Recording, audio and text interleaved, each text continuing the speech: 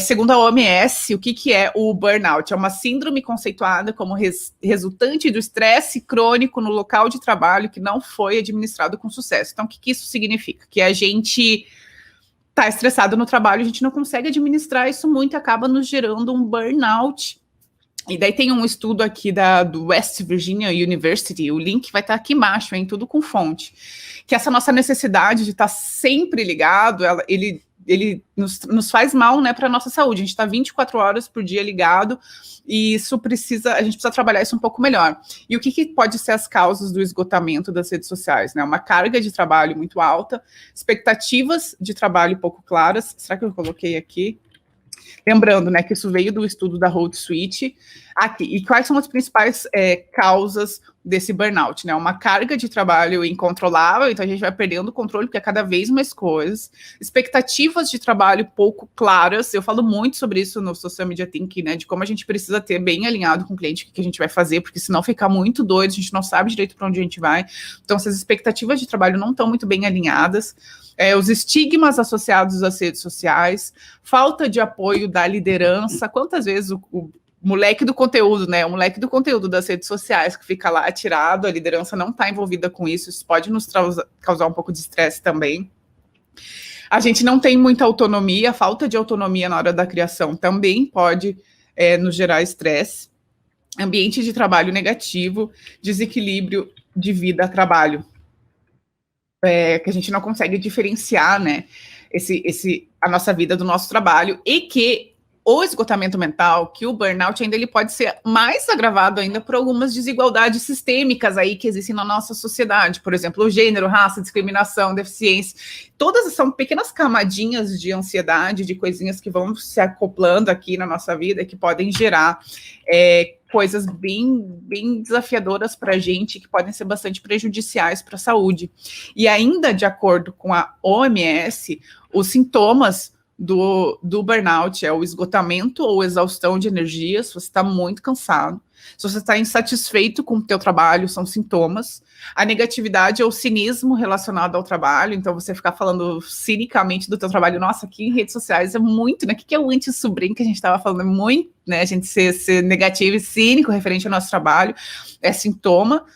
E a incapacidade de cumprir as responsabilidades, ou seja, você tem muita coisa acontecendo aqui, você não consegue gerenciar isso direito, e que isso pode ser um sintoma. Então, se você está sentindo, se você está percebendo que você está tendo algum tipo desses sintomas, é bom ficar ligado. Lembrando que é muito importante, pelo amor de Deus, eu não sou psicóloga, né? Eu estou trazendo aqui um compartilhamento das minhas experiências com essa leitura do Hootsuite. Se você está sentindo esses sintomas, a gente vai dar algumas dicas aqui de coisas que você pode fazer para tentar aliviar, mas é claro, sempre buscar ajuda profissional é muito importante nesse momento, né?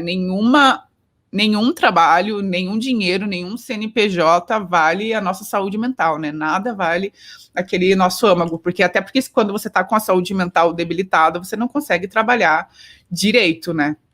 Então, a primeira coisa que a gente pode fazer, que foi indicado aqui nesse link aí da Hootsuite, é a gente estabelecer limites.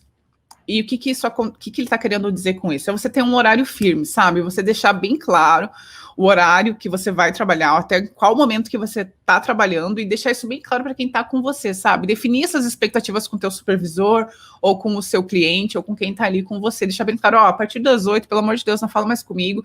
E outra coisa que eu faço muito é desativar notificações. Eu não tenho notificação mais, eu fiz isso esse ano e mudou muito a minha vida, assim, porque eu tenho certeza que uma coisa que me deixa estressada, que me dá muitas camadas de ansiedade, é eu ter muita notificação, tem muita gente falando comigo, isso me deixa enlouquecida, assim. Então, essa desativação das notificações foi uma coisa bem importante para mim. Vão contando aqui nos comentários que eu vou abrir depois, o que vocês estão achando, o que vocês fazem sobre isso também, tá? Ponto 2, que eu falo muito sobre isso também, é conhecer e mostrar o seu valor. A gente sabe que o nosso trabalho em redes sociais muitas vezes é mal pago, é subestimado, ele não é recompensado, as pessoas não veem o valor, né? Tá lá, a rede social está naquele setor que é o setor econômico, né? Onde as pessoas querem gastar menos possível, é o setor da economia. Então, o que a gente precisa fazer? A gente precisa se entender que social media Não é uma profissão, né, meninas?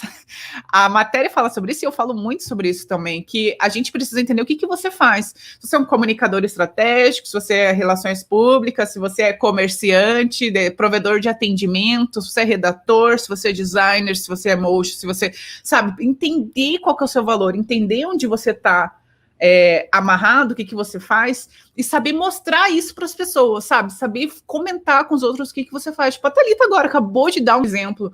Tipo, pô, eu não quero fazer conteúdo por fazer conteúdo, eu quero me mostrar como uma profissional de branding, que trabalha com marcas. Isso não agrega mais valor para aquilo que ela está fazendo? Então, o Hootsuite trouxe isso aqui nesse estudo, e eu falo muito sobre isso, né? Já venho falando sobre isso há muito tempo, sobre social media não é profissão, tenho até um vídeo aqui no YouTube, indico você dar uma olhada nele, onde eu defendo essa minha ideia, que a gente generalizar a profissão é muito prejudicial para a nossa saúde mental, né? Então, a gente precisa entender, e aqui o Hootsuite trouxe isso também, que a gente ter esse entendimento do nosso valor e saber passar para os outros e não dizer que você é um social media que faz tudo, isso é saudável para a nossa saúde mental, né? Uma outra coisa que eles falam aqui também, ponto 3, é você trabalhar de uma maneira mais inteligente. Eles trouxeram um estudo aqui nesse link em que 61% das pessoas estão trabalhando pelo menos 3 horas a mais por dia na pandemia. Porque a gente fica distraído, está fazendo outras coisas e a gente acaba trabalhando mais. Você tem sentido isso? Eu tenho sentido muito, assim, que eu acabo, às vezes, trabalhando 24 horas por dia, sabe? Eu fico o tempo inteiro trabalhando, pensando no trabalho, isso é estressante demais. E daí eles começam a trazer uma indicação aqui da Hootsuite, você trabalhar com métodos, por exemplo, ele traz o exemplo do método Pomodoro, sabe? Que é aquele de trabalhar 25 minutos, intercalando com 5 minutos de descanso. Então, de você tentar arranjar algum método que facilite aí o teu trabalho, sabe? Que faça com que você trabalhe de uma forma mais inteligente, que isso pode aliviar também o teu estresse, porque você vai executar mais tarefas, porque você vai conseguir trabalhar menos e vai ter mais tempo para fazer outras coisas, né? O quarto ponto é reconhecer esses sinais de alerta, né? Que eles falaram aqui, reconheça os sinais de alerta. E eles dizem aqui que quanto mais cedo a gente aprender a reconhecer esses sinais, melhor vai ser para a gente descer desse espiral, né? Porque o que acontece com o burnout? Vai indo aos pouquinhos, né? Aos pouquinhos, chega um momento que aquele pouquinho você não aguenta mais, e aí você explode, vai ladeira abaixo. Então é importante a gente aprender a identificar esses sinais, que são eles. Se pergunte, tá? Você se sente negativo ou cínico no trabalho? Tipo, você tá tirando sarro do seu próprio trabalho? Você tá achando isso que é uma piada? Você sente falta de energia e de motivação para trabalhar? Tá difícil para você se concentrar? Você sente falta de satisfação profissional? Você não tá satisfeito com a sua vida profissional? Você tá mais isolado? Nossa, isso é muito... Você tá isolado? Os seus hábitos de sono mudaram? Como é que tá o teu sono? E eles falam que a gente precisa levar isso daqui a sério, né? Se por um acaso você sentiu, se você está se identificando com algum desses sinais, leve a sério e que você peça ajuda, que você vá atrás de ajuda profissional e que você também ofereça ajuda. E o pedir ajuda é o próximo ponto. E também tem a ver com uma coisa que eu defendo muito aqui também, que a gente, os gerentes aqui de mídias sociais, né, os social medias, entre aspas, muitas aspas, tendem a ser autodidatas. A gente aprende as coisas muito fácil, as informações estão na internet, né, conteúdo gratuito, a gente aprende de forma fácil, teoricamente. Só que o fato de você conseguir ter o acesso a uma informação de uma forma rápida, de aprender num tutorial no YouTube como fazer um card de design, alguma coisa assim, não significa que você precisa fazer isso, sabe? Que você tem que executar tudo isso.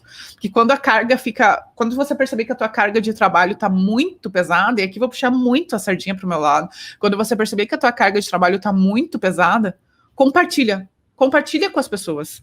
Eu já falo sobre isso há bastante tempo, né, do compartilheseujob.com.br, agora a gente tem o .1.br, você vai cair no site do Social Media Think, mas tem a planilha lá, que tem vários profissionais que você pode chamar para compartilhar o trabalho com você. A Thalita acabou de nos dar um exemplo legal também, né, tipo, eu não vou mais fazer conteúdo, não quero fazer, eu vou trabalhar com parceiros. É sobre isso que a gente está falando, de você compartilhar o trampo, começar a ter essa cultura de compartilhar, de pedir ajuda para resolver os briefings antes de você entrar num burnout, antes de você ficar estressado, sabe?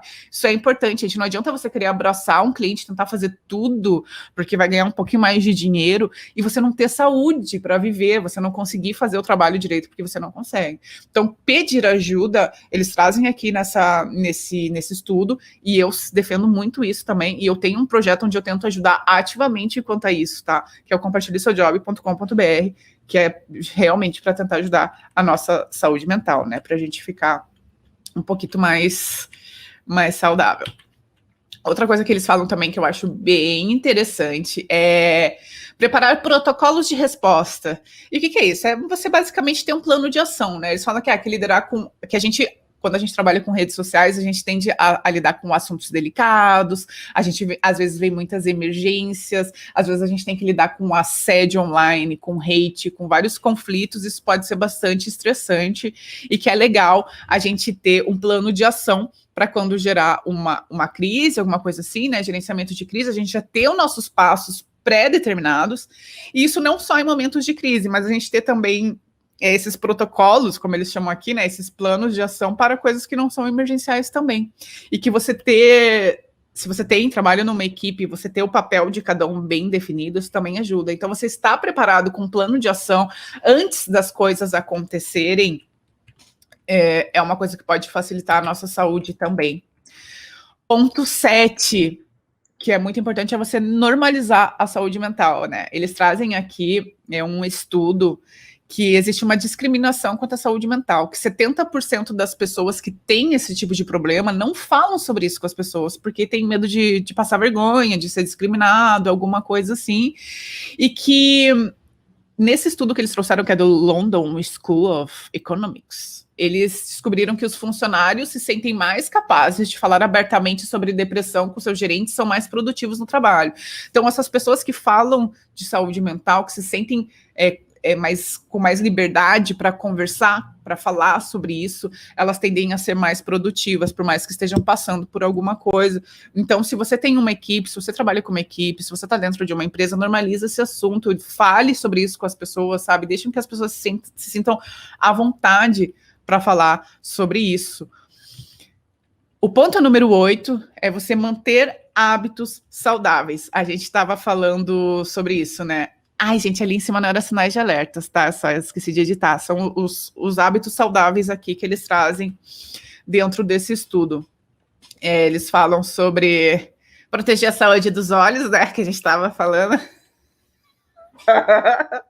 Proteger a saúde dos olhos é importante, fazer pausas regulares é importante, você se exercitar é importante, meditar é importante, ser saudável nas suas refeições, fazer longe da mesa de trabalho as suas refeições, sai da mesa de trabalho de vez em quando, manter o telefone longe do quarto ou da onde você estiver trabalhando também é uma coisa importante, manter uma boa noite de sono é importante. Eu acho que isso a gente entende um pouquinho mais, né? Já se fala mais sobre esses hábitos saudáveis, mas que com certeza são coisas que ajudam a aliviar um pouco desse estresse. A gente precisa ter um pouco mais de atenção nesse momento de pandemia. Eu sei que é mais difícil, né? A gente entender isso, a gente tá preso dentro de casa, enclausurado. Eu mesmo, exercício, até a meditação deixei meio que de lado, a minha alimentação, foi tudo pro ralo, assim, sabe? Mas aos poucos a gente vai tentando dar essa melhoradinha. É bom a gente tentar fazer o que a gente puder, né? Para não cair num processo muito ruim aí, num burnout ladeira abaixo. O ponto 9, que eles trazem aqui também é interessante, é você comemorar pequenas vitórias, sabe?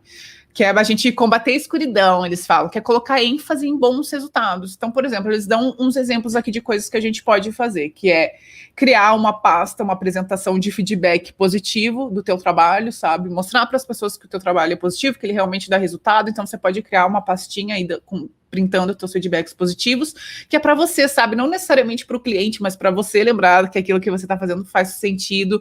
Ele fala aqui sobre você se recompensar você mesmo, ou recompensar os membros da sua equipe por atingir metas, por bater benchmarking, ou outras conquistas importantes, sabe?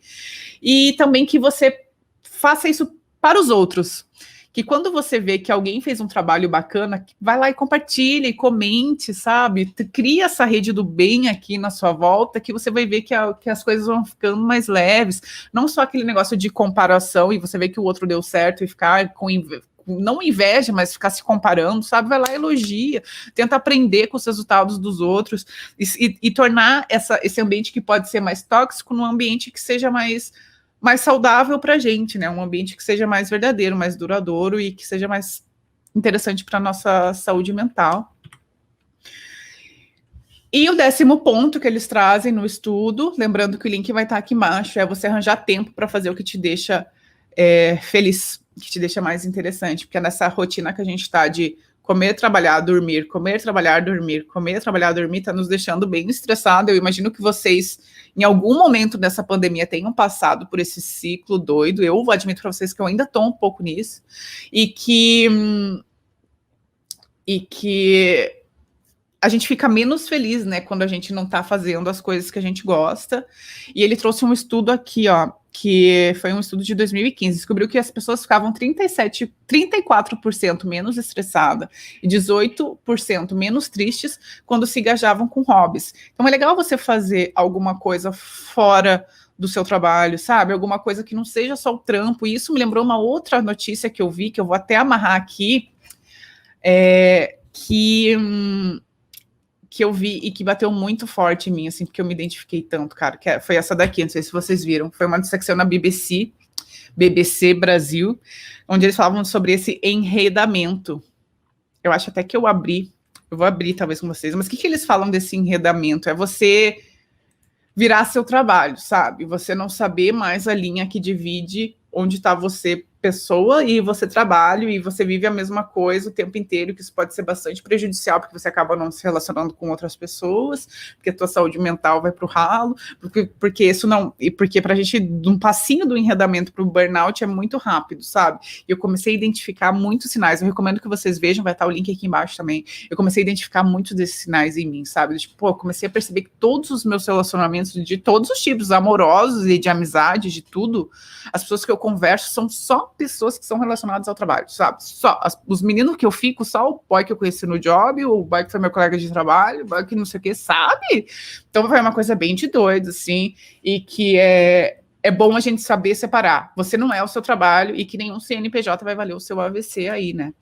E aqui, essa parte da apresentação foi isso, eu esqueci de mostrar para vocês durante a apresentação uma coisa, que é as dicas, quando eles falaram ali para você aprender a se valorizar e ir para outros lados, eu deveria ter mostrado uma coisa que eu esqueci de mostrar, que são as coisas que eu acho que você pode estudar para tentar melhorar seu trabalho, sabe, para aprofundar, para conseguir ser valorizado. O que acontece? No Social Media Thinking eu faço muito isso. Social Media Thinking, ele é uma união de muitos conceitos, né? E são conceitos que eu vou adaptando para redes sociais. Não que você não vá usar esses conceitos para o trabalho, muito pelo contrário. Você vai pegar alguns conceitos, outras coisas, que você pode usar para adaptar para o seu trabalho e valorizar. Então, o que são coisas que eu acho que você pode estudar, tá? E são coisas que eu uso no Social Media Thinking, tá? Algumas coisas que eu fui lendo, que eu fui me aprofundando, que estão me ajudando a trabalhar melhor a minha rede social. Primeira coisa, tem um negócio que se chama OKR. OKR. É um sistema de definição de metas e definição de objetivos muito claro, que na verdade é mais voltado para a administração de empresas, feito de um cara que aplicou isso no Google e em outras empresas gigantes, como o YouTube e o Bill Gates também, que é uma definição de metas por pequenos passinhos, assim, eu falo muito sobre isso no Social Media Thinking, então eu indico, se você quiser estudar um pouco mais sobre isso, vai te ajudar muito o teu trabalho, pode ajudar a valorizar o que você está fazendo. Outra coisa que é importante, pesquisa, tá? Pesquisa, muito importante. Tem diversos métodos de pesquisas diferentes, mas eu acho que a gente pode facilitar esse processo de pesquisa. E eu tenho esse livro aqui que eu indico muito para os meus alunos, que é Marketing com Valor Agregado, que eles nos ensinam a fazer uma pesquisa de uma forma mais simples, mas para ajudar a ter ideias para criação de conteúdo. Então, você se aprofundar em pesquisa pode ser uma coisa interessante para você também. Outra coisa que pode te ajudar a fazer pesquisa também é você entender o design thinking, que é o entendimento de problema e solução, né? Você ter sua comunicação como um resolvedor de problemas. O Seth Godin fala muito sobre isso. Então, você estudar o design thinking também é uma coisa que vai valorizar teu trabalho, que você vai abrir aí os teus horizontes e que você pode adaptar para a tua verdade. A gente estava falando sobre branding, né? Também acho branding muito importante. Eu comecei a estudar branding esse ano e realmente abriu demais, assim, a minha mente. Eu comecei a identificar, e eu falo no Social Media Thinking, que você não vai entregar valor. A gente tende, quando a gente fala sobre valor, né, conteúdo de valor, é o conteúdo que entrega valor para o usuário. A gente pensa no usuário, entender o problema, entregar a solução, entender o problema, entregar a solução. Só que pode ser muito mais do que isso, né? No Social Media Thinking eu costumo dizer que dentro do nosso conteúdo a gente não entrega valor só para a audiência, a gente entrega valor para o cliente, que é a marca dele, a partir do branding. Então, tem várias coisas dentro do branding que a gente pode trabalhar dentro do nosso conteúdo, e a gente pode entregar valor para a gente mesmo como profissional também, né? Então, esse entendimento aí do branding com design thinking é muito importante. Outras coisas que você pode aprender também aprender um pouco mais sobre o neuromarketing, né, e como o nosso cérebro funciona. Falo muito sobre isso no Social Media Thinking também. O que chama realmente a atenção das pessoas, como é que você pode trabalhar melhor. Eu não gosto muito, esse livro ele é bom, porque ele ensina muito sobre o neuromarketing aplicado no marketing, que em algum momento ele fala sobre gatilhos mentais e tudo mais. Eu não sou muito fã desse viés da comunicação, mas é interessante você saber como é que funciona aqui o cérebro das pessoas. Então, neuromarketing também é um assunto que você pode estudar, que pode te valorizar.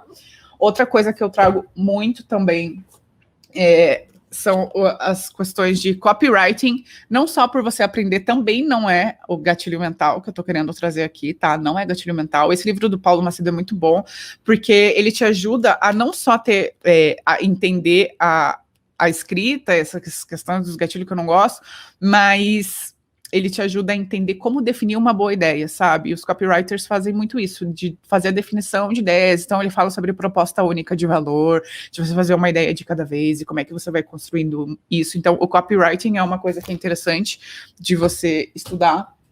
Outra coisa que eu trago muito também é um negócio que eu chamo de Audience First Approach, que é você colocar sempre a audiência em primeiro lugar. E aí tenho esse livro aqui, que eu acho muito bacana, ele é muito antigo, ele nem fala sobre o digital, mas a gente consegue adaptar muitas coisas. Ele também fala alguma coisa de pesquisa, de você entender a audiência, que é uma empresa que é totalmente voltada para o cliente. Todas as decisões que você vai tomar são pautadas a partir das decisões do cliente. Vou deixar a lista para vocês, tá, meninas? Depois eu vou ler também o que vocês falaram, tá? Só para não perder o fio da meada. Falando sobre análise de resultados, eu sempre trouxe muito no Social Media Thinking a questão do Growth Hacking para as redes sociais, né? Eu também, então, indico, se você quiser aprender Growth Hacking, é interessante. O Growth Hacking, ele também é mais aplicado para startups, de você ver diversas frentes de atuação e testando várias e ajustando em tempo mais rápido, pequenas ideias com pequenos prazos, sprints e não sei o quê. E você consegue aplicar isso para as redes sociais. Ensino muito isso no Social Media Thinking também, né? O Growth Hacking nas redes sociais. E tem muito a ver o Growth Hacking com o OKR, que eu mostrei para vocês ali, que é a definição de pequenos objetivos amarradinhos, fazem milagre, tá bom, meninas? Nas redes sociais, tá? Fazem a gente realmente atingir objetivos e crescer de forma um pouco mais rápida. Então, Growth Hacking é uma coisa que vale a pena vocês estudarem também.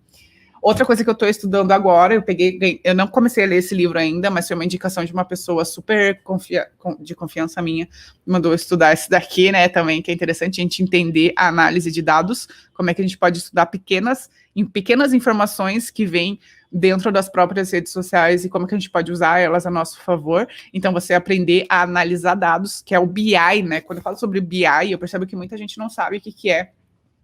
Vou deixar nos stories, tá? Boa ideia. Vou deixar nos stories e vou deixar nos destaques.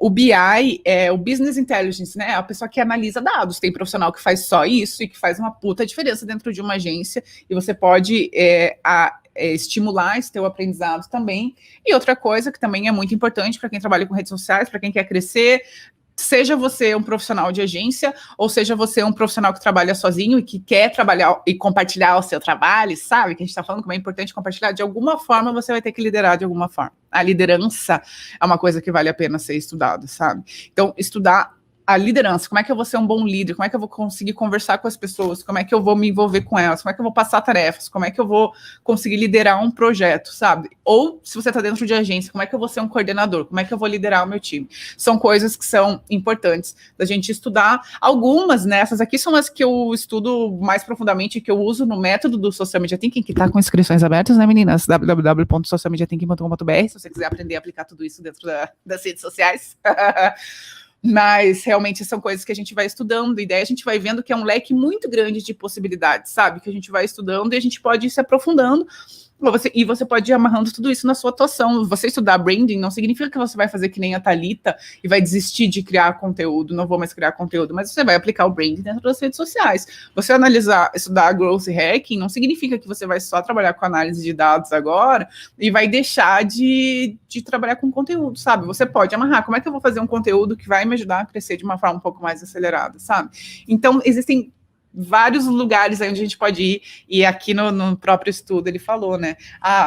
Valorize seu trabalho, sabe onde você atua, não diga que você é um social media, sabe? E graças a Deus que alguém falou isso, não sou só eu aqui, porque eu acho que faz muito sentido. Enfim, meninas, eu vou ler aqui o que vocês falaram. Alguém tem alguma pergunta para fazer referente a qualquer coisa que a gente falou aqui hoje, antes da gente encerrar nossa querida live? Deixa eu ver o que vocês estão falando no chat aqui. Tô indo de baixo para cima, tá? Gente, se vocês têm 3 temas principais para aprender, como vocês costumam se organizar para aprender sem pirar o cabeção? Separam por blocos? Sim, menina, vai aos pouquinhos, vai estudando aos poucos. Comigo foi assim, eu primeiro comecei com os livros que foram as minhas bíblias de capa laranja, né, que me ensinaram o novo marketing digital, como que o marketing está se comportando, que não é mais o marketing de interrupção, que é outras coisas, então comecei por ali. Depois eu fui estudando, nem me lembro o que eu fui primeiro, eu estudei muita pesquisa para fazer o Social Media Thinking, daí eu estudei pesquisa, me aprofundei na pesquisa. Depois eu fui para o Growth Hacking, depois eu fui para o Branding, agora eu estou estudando um pouco mais análise de dados. Por isso que para mim o meu conteúdo do Social Media Thinking é uma coisa que está sempre moldada, sabe? Que eu tô sempre atualizando o conteúdo o tempo inteiro, porque a gente vai aprendendo mais, né? E eu acho que a vida é isso. Então vai aos pouquinhos, tá entendendo o que você gosta mais, daí o que vai acontecer? Conforme você for estudando, você vai vendo que tem mais coisas que você pode aprender, sabe? Conforme você vai lendo, tipo, tem um livro do Marcelo Gleiser, que é um físico, acho que ele é físico, que ele diz que o nosso conhecimento ele é uma ilha, né? Que é como se fosse uma ilha do conhecimento, e que em torno são as coisas desconhecidas, o mar do desconhecido. Então, a sua ilha do conhecimento e o mar do desconhecido. Conforme você vai aprendendo mais coisas, o que acontece com a sua ilha? A sua ilha cresce. E o que acontece com o mar do desconhecido? Ele aumenta. Então, conforme você vai aprendendo mais, você descobre que você sabe menos. É o famoso só sei que nada sei, sabe? Que conforme você aprende mais coisas você vai vendo que você não aprende. Assim você vai evoluindo e vai aprendendo cada vez mais. O estudo é uma coisa que é maravilhosa.